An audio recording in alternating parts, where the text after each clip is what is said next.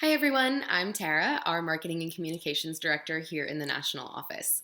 On top of all of the amazing things that you each do for our organization, I know lots of you are tackling social media as well. It's one of the most helpful tools that we have to reach our participants, and I'm here to help you use it effectively. The main social media platforms that I'm going to go over today are Facebook and Instagram. There are other platforms out there like Twitter and LinkedIn that you're welcome to use, but I recommend only putting your effort into what you and your committee can handle in order to be most effective. I tend to focus on Facebook and Instagram because that's where the majority of our audience is most active.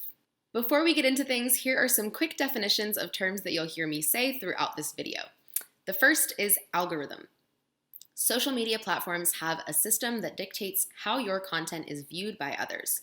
Basically, when you scroll through social media, everything has a certain order, and we want to get your posts on your DYW pages as close to the top of that scrolling list as possible so that people actually see them. There is a way to make sure that that happens. The second term is analytics. This is the data that's collected from your social media that can help you. Information like how many views your page gets, post likes, comments, shares, and new followers are all collected through analytics. Data is also collected about your followers, like their age range, location, and when they typically use social media. To access these resources, simply go to your page and click Insights. The first step to having a successful social media page is knowing your audience.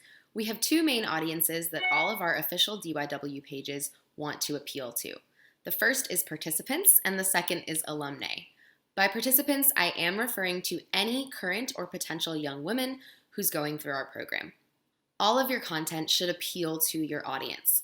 This means anything you post should be relevant or impactful to someone in that demographic, even if they have no previous connection to the program.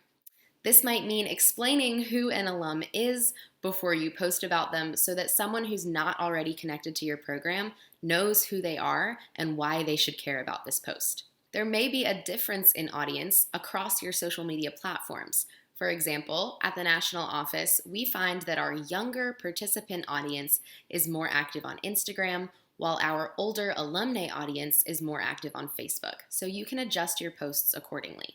Step number 2 when it comes to having a successful social media page is consistency. Consistency is key when it comes to any part of social media.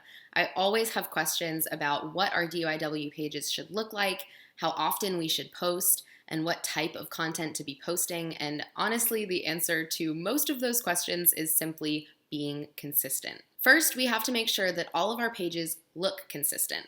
Your page should follow all of the guidelines laid out in the social media section of your program manuals. The biggest of those guidelines is the page name and handle. The reason it's important to be naming our pages consistently is so that our audience can find those pages easily.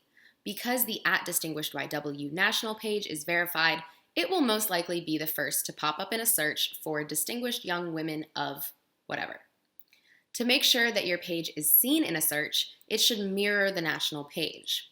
Using al.distinguishedYW as your page handle instead of DYW of Alabama will help your page seem more credible and connected to the national page rather than looking like a fan page or unofficial page. Please reference all of the official guidelines for more specifics on exactly how your pages should look and what rules they do need to follow. Second, in terms of consistency, let's make sure you're posting on a consistent schedule. The amount of posts that you have is nowhere near as important as keeping up with that number. So I always say quality over quantity every time. If you only have time to post once a week, that is perfectly fine. Just make sure that it's once every week. If your page is balanced and consistent, it'll stay higher in the algorithm and give your followers an expectation of how often to hear from you. The DYW national page typically posts about 4 to 5 times a week, and that is high. We do not expect that from state and local pages. Posting lots of poor performing posts will actually put you lower in the algorithm than posting a few high quality ones. If you're serious about recruiting through social media and improving your analytics, create a simple schedule to keep yourself on track. This is what I do.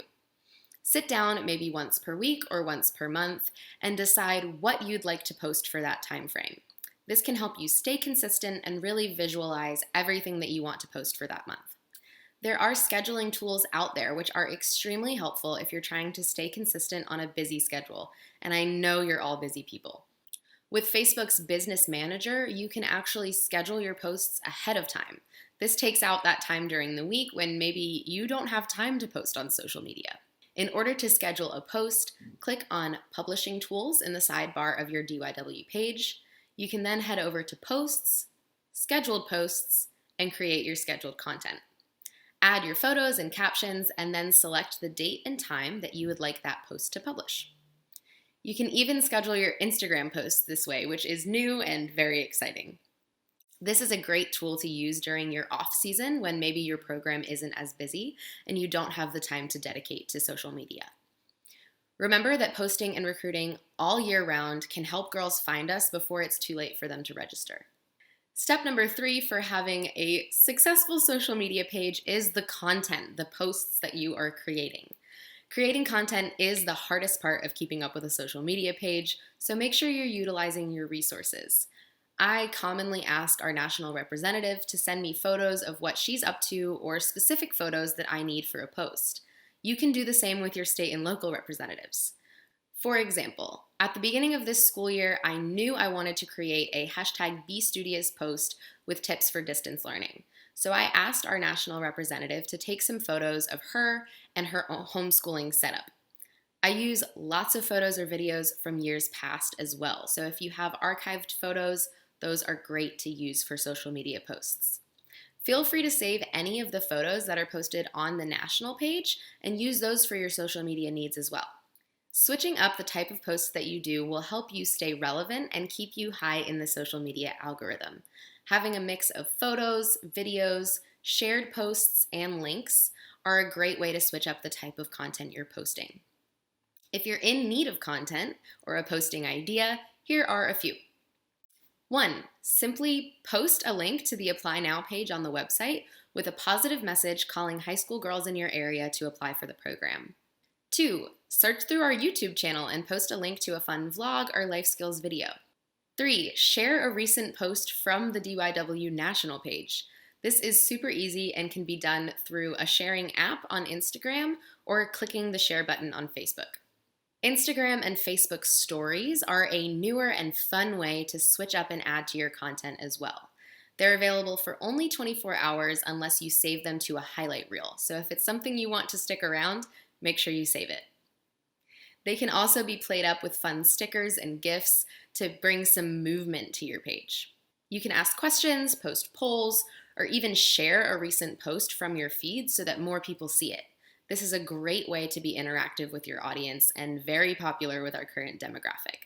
If you're wanting to create graphics or edit your photos, there are lots of tools out there. Other than paid editing software like Adobe Creative Cloud, there are also free websites and apps that you can use like Canva, which make creating graphics really easy and really fun. This can help you add words, shapes, and frames to your photos and videos. Another tool available to you is creating paid ads or boosting your posts. A little bit can go a long way and allow more people to interact with your posts by bringing your posts to the top of the Facebook algorithm. My biggest recommendation for ads is using high quality photos, simple positive wording, and always linking back to our websites so that girls can apply right away when they see the post. Step 4 for making your DYW page as successful as possible is using the analytics and data available to you. Based off of location, all of our state and local pages have a slightly different audience. Posts will perform differently with those different audiences. So a great way to see if your content is working for your page is to check the data. This will help you see if your audience really likes those Throwback Thursday posts or if maybe you should switch it up. Analytics also tell you which days and times are most effective for posting, and this is extremely helpful information to know. Use that information to make sure the maximum number of people in your audience are actually logging onto social media and seeing your posts at that time. Keep in mind that this information can change consistently throughout the year. So, throughout different seasons of the year, like back to school or the holidays or the summertime, people's schedules are changing and the times that they're logging into social media are changing as well. So, make sure you check in on that data every once in a while. For the national page, to use as an example, our most popular posting time throughout the year tends to be after 3 o'clock in the afternoon. So, we post more often in the afternoon than we do in the morning. The fifth and final step to having successful social media is simply trial and error. You have tons of options and tons of opportunities to use your social media in different ways. So if you have a new idea for a post or something you want to do, go for it. Social media is basically throwing things at a wall and seeing what sticks. And sometimes it doesn't, and that's completely okay. Keep it in mind for your next post and adjust accordingly. Not every post can be a top performer. As long as you stay consistent and keep creating new content, you are good to go. I hope this answered a lot of your social media related questions and gave you a good jumping off point to either change up your social media or start a new page. For any further questions, be sure to check your emails and the state and local volunteer Facebook page for dates and times when I plan to host some social media Q&A chats on Zoom. Thank you guys so much for all of the work that you do for distinguished young women. And as always, thank you for allowing me to be a part of it.